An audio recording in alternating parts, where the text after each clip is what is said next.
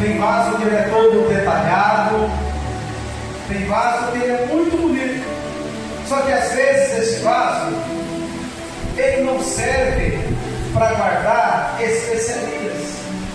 Ele só serve para enfeitar. Quando a Bíblia diz que o vaso de honra e o vaso de desonra, está dizendo que tem vaso que ele é muito bonito por fora, mas por dentro ele não consegue guardar nenhum tipo de especiaria. Olha que interessante. Então o vaso, irmão, tem muitos vasos que ele é bonito para enfeite, mas por dentro não tem nada. E tem vasos que às vezes ele não tem boa aparência, mas por dentro ele está cheio.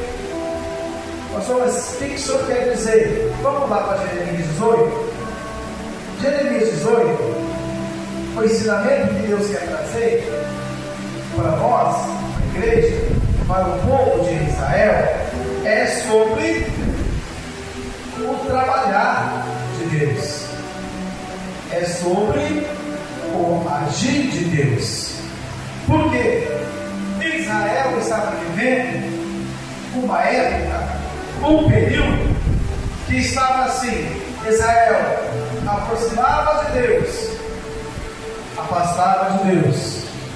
Israel aproximava de Deus, Israel afastava de Deus. Então Deus chama Jeremias e fala: Jeremias, eu quero falar com você, mas eu quero que você vá até a casa do oleiro. Levanta-te e desce a casa do oleiro. Quem era o oleiro? Aquele que fazia vasos. E quando Jeremias desce a casa do oleiro, a olaria, vamos dizer assim, quando Jeremias chega lá, Jeremias olha e vê que o oleiro ele estava fazendo um vaso em sua roda. Hoje a tecnologia está tão avançada que é tudo elétrico, né? Aperta o botãozinho, gira e vai moldando o vaso. Hoje é feito em máquina, é feito industrializado. Mas na época não.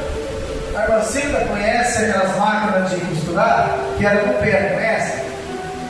Com pé, não é? Não tinha nada de elétrico, assim?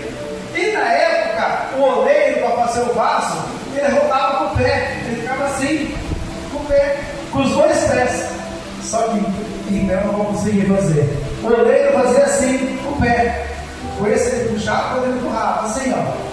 Conforme ele fazia assim, a roda girava e ele moldava o vaso. Então, quando o oleiro estava fazendo lá, ó, sobre as rodas, e como o vaso que ele estava fazendo se quebrou na mão do oleiro. Quando o oleiro estava fazendo o vaso se quebrou. Aí quando o vaso quebrou, o que o oleiro fez? A Bíblia vai dizer que o oleiro desmanchou o vaso, olha lá, tornou a fazer dele outro vaso, conforme o que pareceu bem a seus olhos fazer. Aí o oleiro, o vaso estava ficando bonito, só que o vaso trincou. E o vaso trincado, ele serve para desonra. Aí é que a coisa pega agora. Dentro da igreja, nós somos vasos.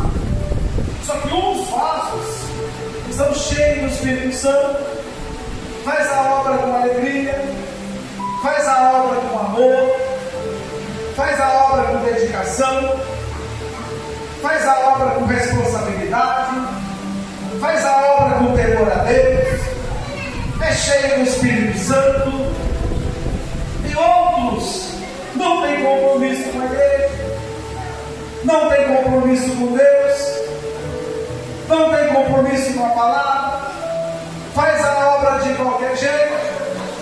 E quando alguém lá de fora olha o testemunho daquele vaso, vai ver o que é no vaso: a trinca, o defeito, o problema. Aí olha e diz: o quê? Aquele lá é crente? Aquela lá é crente? Ele vai igreja? É sério que ela vai na igreja? Há um vaso trincado. O vaso trincado ele serve para desonra.